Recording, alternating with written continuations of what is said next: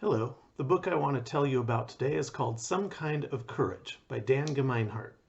The story takes place in eastern Washington in 1890 on the Johnson family farm, somewhere outside of Wenatchee, up in the mountains a bit. A few months before the story begins, Joseph lost his father in an accident when their cart overturned and pinned him to the ground.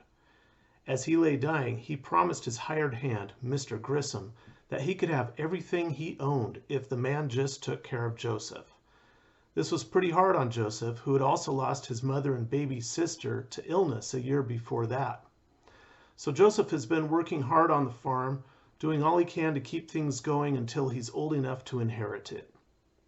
But Mr. Grissom has other ideas.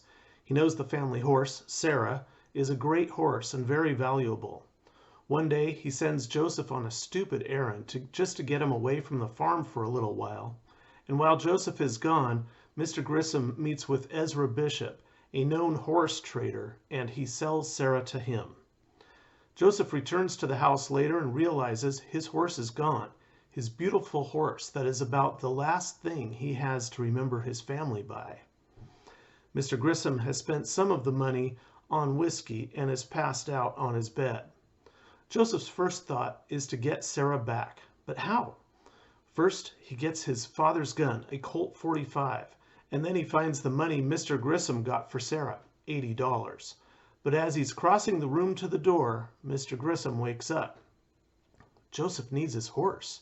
He gives Mr. Grissom some money, but he keeps half and the gun, and out he goes into the morning sunshine to find his horse.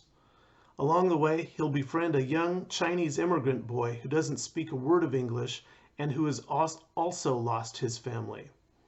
Together, the two of them will seek Sarah and Ah Ki's family, but many challenges stand in their way. This is a great story about standing up for yourself and your friends, even if you just met them.